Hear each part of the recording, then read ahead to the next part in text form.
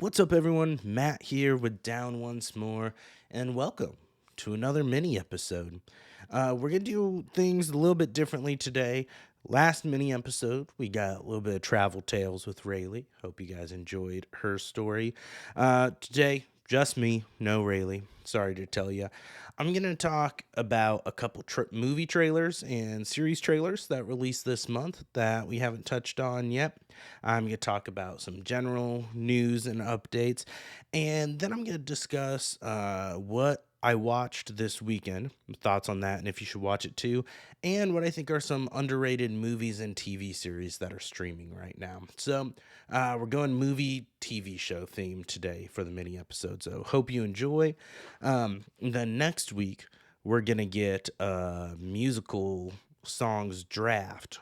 Rayleigh and I are going to be drafting 10 songs for a musical playlist. So make sure to tune in for that. It will be an interesting one for sure. All right. So, some trailers that released this month. One is a project that we've talked about on here and kind of our thoughts of where that could go, and that is the Rise of the Pink Lady series. That's coming to Paramount Plus on April 6th. So, we're just a couple months out from that releasing. We had talked about it. I don't remember if it was actually on an episode or not, or just Rayleigh and I chatting about not really sure what that series was going to be. Was it going to be a musical? Was it going to be more the drama route? We got our first trailer for it. It looks like it definitely is going to be a musical. And kind of how the Pink Ladies formed. So the guys had their own groups, and the T Birds, they wanted to form their own gang. And that is, well, of course, in the original Grease, what Frenchie, um, Rizzo. Now I'm blanking on names of Grease. That's bad. Frenchie. It is Rizzo. I said Rizzo and then it sounded wrong. All I could think of was the rat from the Muppets, and I'm like, couldn't have been Rizzo, but definitely is Rizzo. Rizzo, Frenchie, Jan, and Marty are all in the original show. So this actually looks way better than I was expecting. I was thinking it was just gonna look like it was gonna be a nostalgia play, not much going on there. Partially because in my opinion, Paramount Plus hasn't really proved itself yet as a streaming service. So not really sure where their adaptations are going. They've done some of the Yellowstone spin-offs that Tyler Sheridan has done. They've got those going. But their Halo series that they adapted was awful. It was bad. So this, based on the trailer anyways, looks like we could get some good catchy music out of it. And it looks like it could be a lot of fun. So we'll definitely be tuning into that, and we'll at least discuss it in passing. I don't know if we'll do a full breakdown or full episode on it, but I'm sure it'll come up as it starts airing here on the series. The next trailer is something completely different from the musical phase. It is the Fast X trailer, the 10th movie in the Fast Furious franchise, 11th if you want to count Hobbs and Shaw, which I do. Um, but this they released right before the Super Bowl, so it was beginning of the month. They released a nearly 4 minute trailer for it, which is just way too fucking long for a trailer. I mean, at this point, they did this with the ninth movie too. The Fast and Furious movies, I've always enjoyed for what they are. I don't remember if I've said on here, but I feel like so many movies nowadays try to pack in so they try to spend too much time this as silly as this sounds. Mindless action movies that try to spend too much time building a plot, but they don't know how to do it properly. So you just get a half-assed shitty plot, and they spend too much time on that instead of the fun dumb action that we all want to see. And that's what I thought Fast 9 suffered from. That was the first Fast and Furious movie that I watched that I didn't enjoy. It seemed to drag on. And another big part of that is almost every one of the big action and finale set pieces we saw in the trailers leading up to it. Now, Fast X did that with their first fucking trailer for the movie. Like, it's not like it was all you have to piece together the different trailers to get all these action scenes. No, it seems like we got some of these big finale level action sequences in the trailer. If you are going to go see Fast 10, Fast X, whichever one they're going to call it, If you're going to go see that in the theaters, I don't think you really need the trailer to sell you on it. If you're on board for the Fast movies this far into it, I don't need a 4-minute trailer showing me all the action scenes. I'm gonna see it. Um, Interesting thing, we got Rita Moreno opens up this trailer doing voiceover and looks like Dom's grandma, maybe. So, coming off her spectacular turn in the West Side Story remake, we get Rita Moreno in Fast X. So, we got Jason Momoa's villain in it. Looks like he's tied to events in Fast Five. We'll see if they go their great formula that they like doing of having the villain turn to a good guy by the end of it and join their side. Said the end of the road starts here, and I know this is supposed to be.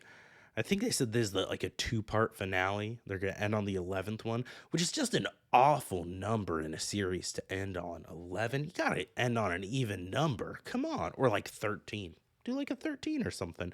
Um, but honestly, I didn't enjoy Fast 9. I'm gonna see this, and I'm gonna see it in theaters just for the action sequences in theaters. I think it'll be a fun watch, not necessarily a good watch. I'm still gonna see it. I'm a sucker for these movies. If I'm being honest, I had way more fun with the Hobbs and Shaw movie than I have the last few Fast movies. So there's that. Um, we got a little bit of a tease for, well, we got a short teaser for the Little Mermaid movie, which releases this summer. I want to say June, and we've yet to see a full trailer for this movie. Every new thing I see coming out of it, kind of besides Haley Berry's singing voice, Halle Bailey,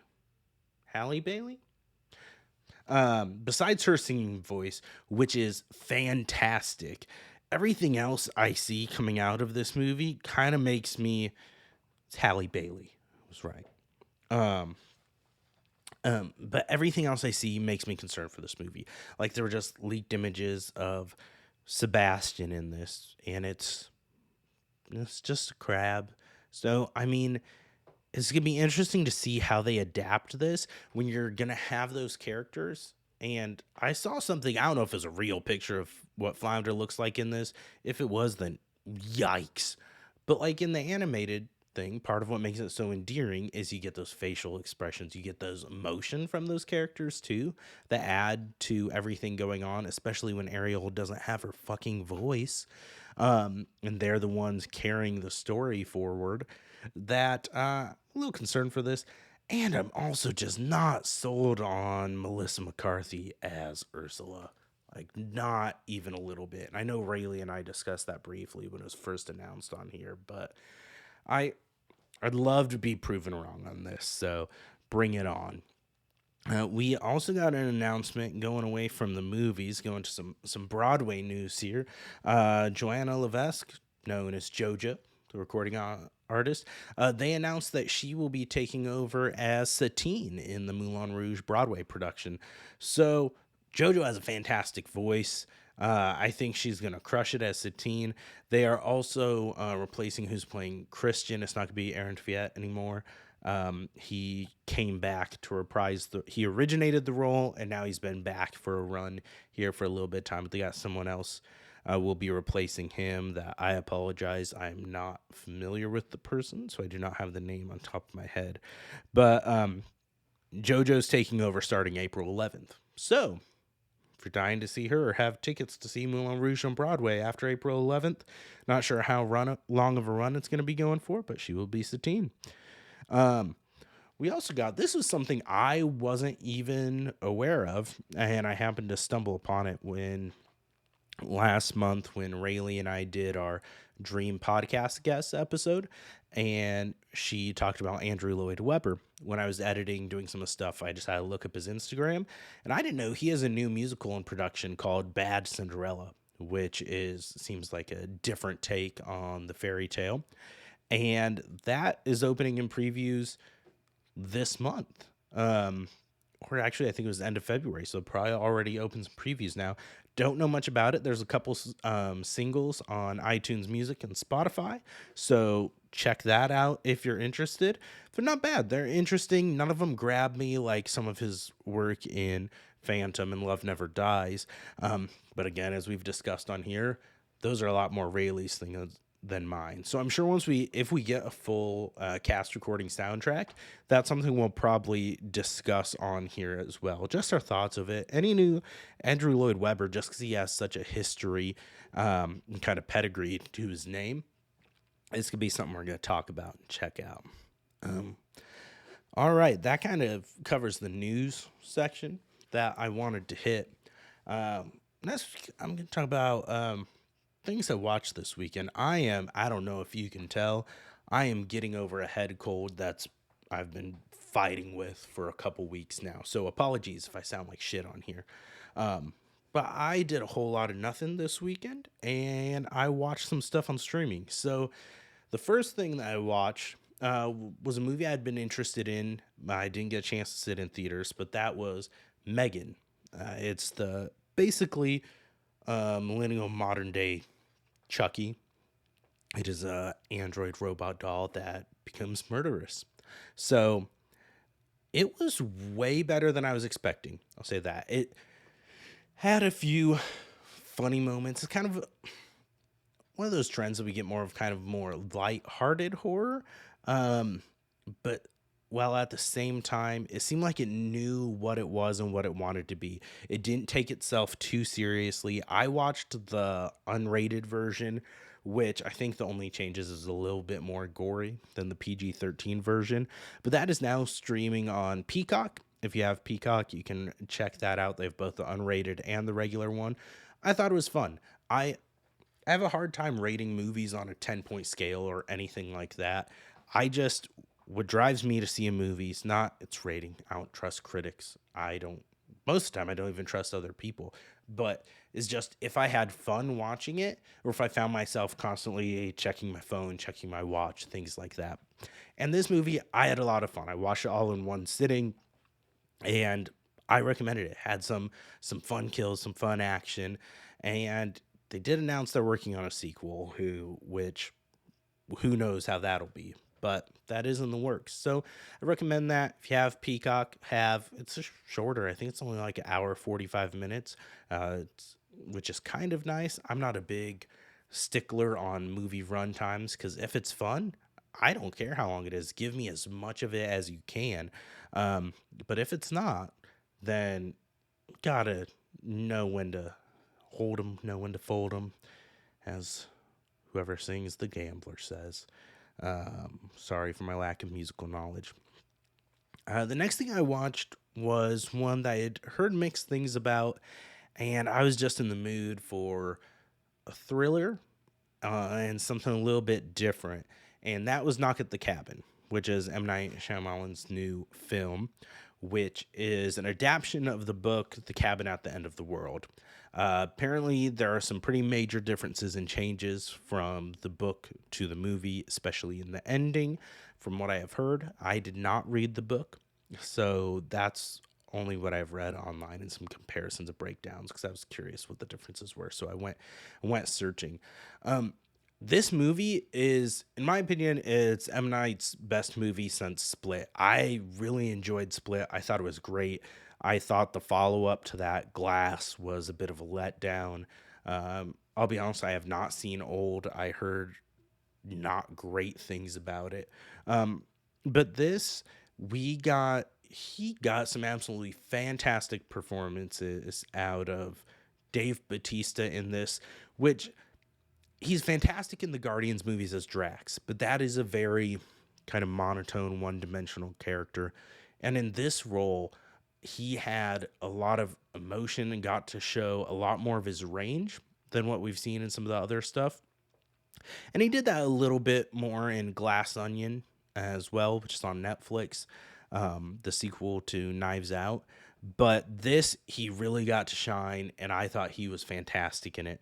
Then we got Jonathan Groff, King George himself from Hamilton, in this, and he was fantastic in it. And so was Ben Aldridge. Jonathan Groff and Ben Aldridge are husbands. They're married to each other in this.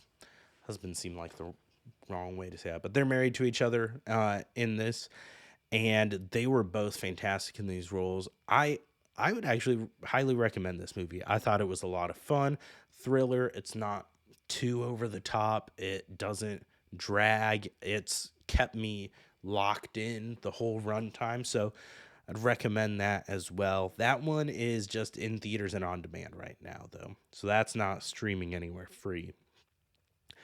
The final movie that I watched this weekend was Babylon.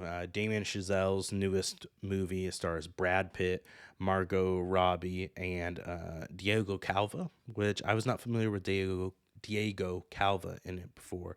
And he gave a fantastic performance in this, as did Margot Robbie and Brad Pitt, which, no surprise there. I feel like Margot Robbie and Brad Pitt um, always turn out fantastic performances in what they're in. It's Margot Robbie has a definite type of characters that she plays. I feel like, um, even though it may seem like there's not connections, I feel like she's one who can always seem like she's giving kind of the same performance in what she's in, but she always just sells it and embodies the character so well that I don't care. I'm still engrossed and I'm gonna tune in every time. Um, Same with Brad Pitt, a little bit. I feel like I don't know. I just feel like there's a lot of similarities in the characters that I watch him play, and the performances that he puts on. Um, but I bought him in this. This movie, I would not give a highly recommend. It is on Paramount Plus right now, so if you have that, then and you have 3+ hours to kill, then maybe give it a shot. Check it out. I will say I'm not going to discuss spoilers.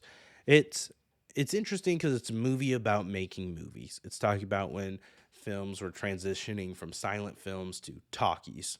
Um, Not the hot chip, the you know what I'm saying. But it was very this one did seem to drag. I wasn't locked in. I had to watch it in a couple different sittings, partially because of how long it was, but also it didn't grab me as much as the others. I felt like it had some pacing issues. It's beautifully shot. Damien Chazelle, he's a fantastic director, and he knows how to get what he wants out of his performances and his characters. But it's no Whiplash. Whiplash is one of my top 10 film top 10 films of all time. And that one, Miles Teller and J.K. Simmons just give fantastic performances, and just the intensity and everything in that movie is just so damn good. This movie, in the first 5 minutes, maybe it's first 5 to 10 minutes, we are having an elephant shit all over a guy and the camera. Like, the camera is looking at the elephant's ass as it opens and shit comes out. I'm not kidding. And then we have like a 400-pound naked guy laying on the floor and a girl straddling him and peeing on him and walking from like his crotch to his face and peeing on his face. Like, that happens right at the beginning of this movie. So this one's definitely not for everyone. It is definitely an interesting one, but it's worth it if you've got nothing better to do and watch. Seeing Margot Robbie and Diego Calva's performances specifically, it's the redeeming factors of this movie, at least for me. I know there's some people who love it. There's some people that hate it. I'm more indifferent on it. I didn't feel like it was a complete waste of time, but it's not one I'm going to be rewatching. Okay. So finally, I am going to give some movies and TV shows that I feel like are underrated. They may be very well reviewed, but they're ones that I feel like aren't often talked about or in the conversations. So, first off is for musical fans and comedy fans, and that is Gallivant. It is a musical comedy about Night Gallivant. He's on a quest for love. There's an evil king. It it reminds me a lot of Robin Hood Men in Tights. It's like a mashup of Robin Hood Men in Tights, and I don't know what my other comparison was going to be. It does not take itself too seriously.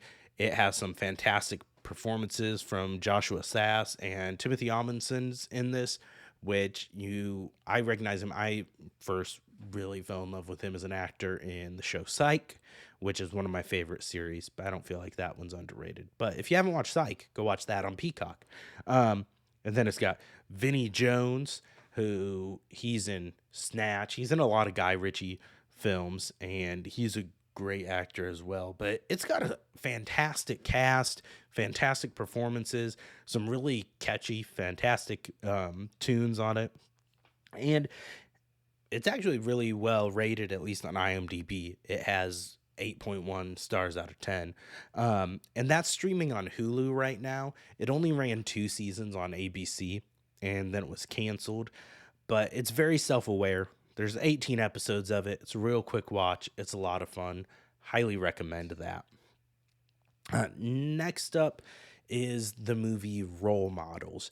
This came out in the earlier 2000s. It's got Paul Rudd, Sean William Scott, and Elizabeth Banks is in it too, as well as McLovin. And oh, I need to look up the kid's name. And I'm sorry, I'm not more prepared for this, which is something I could easily edit out. But guess what? I'm not going to. So McLovin is Christopher Mintz-Plasse, and then Bobby J. Thompson plays Ronnie, and it also has Jane Lynch, Ken Jeong, Ken Marino, lots of people in this cast. But the gist is Paul Rudd, Sean William Scott have to help at basically Big Brothers Big Sisters thing called Sturdy Wings, and they get assigned to Christopher Mintz-Plasse's character Augie, and then Bobby J. Thompson's character Ronnie. And this is one of my favorite comedies. Movie came out in 2008, and it's an R-rated comedy, ones that we got a lot in the early 2000s. I feel like we don't get much anymore. Yeah, it's got some heart, but the comedy's at the heart of it. Let's use heart twice in a sentence, which I hate. Not as well reviewed. It has so many funny moments, such a fantastic cast. Paul Rudd and Sean William Scott have great on-screen chemistry together. Highly recommend that. And that is streaming on Amazon Prime right now.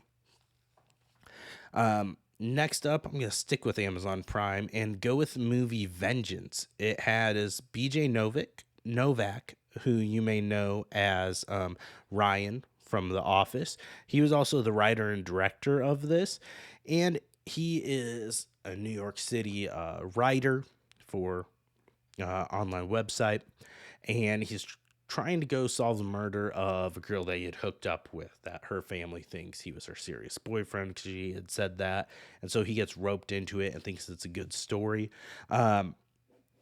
It has some fantastic performances from BJ Novak as the more serious turn. It is a fun mystery.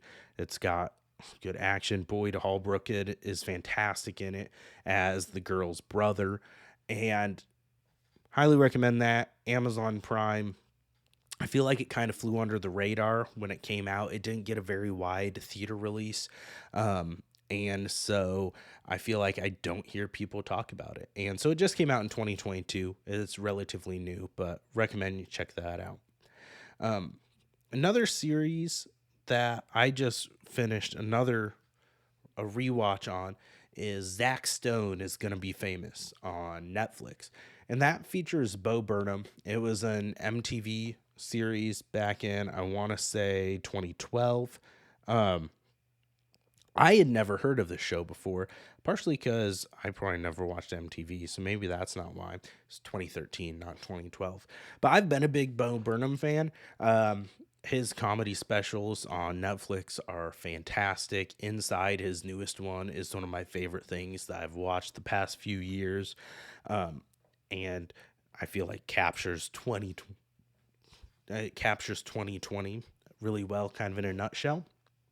And I just found this stumbling across on Netflix, and I decided to give it a watch. It is The premise is Bo Burnham plays Zach Stone. He is a teenager. He just graduated high school and he doesn't plan on going to college. He feels like his destiny is to be famous. So he's going to be famous. So he takes his savings. He hires a film crew to follow him around. And so it's the footage that those people are filming.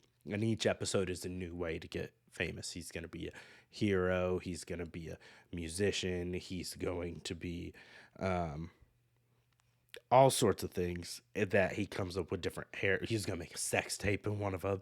It's hilarious. Some great Bo Burnham humor, and I feel like his acting chops don't always get a ton of recognition. He gets Inside, especially his newest special, was very well reviewed, and I feel like he's always got some good credit there as a comedian and as a funny songwriter, but his acting chops, he's great in this. He is great in Pretty Young Woman, I feel like is the name of it.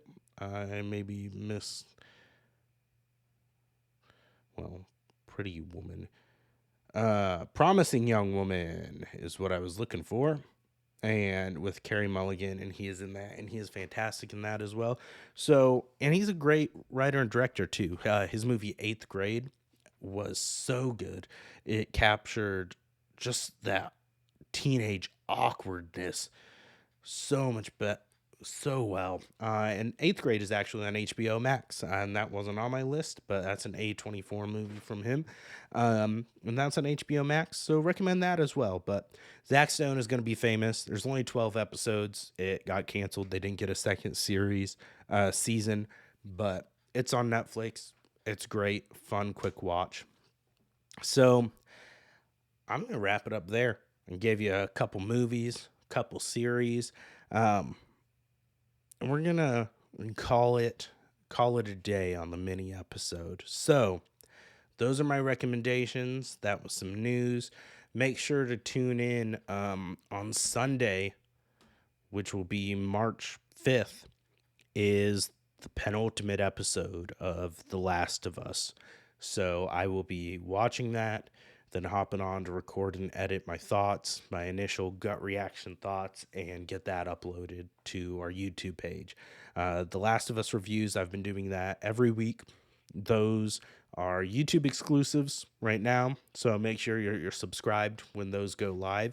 The time varies drastically. They've been uploaded at midnight Central Time. They've been uploaded at 10:30. Kind of just depends on how my night goes when I get to watch it. But it's always going to be Sunday night unless something drastic happens. So that will be going live. So be subscribed, turn alerts on so you get notifications when it's up. And make sure to tune in next week as Rayleigh and I do our musical playlist draft. And with that, don't forget to go down once more. Later.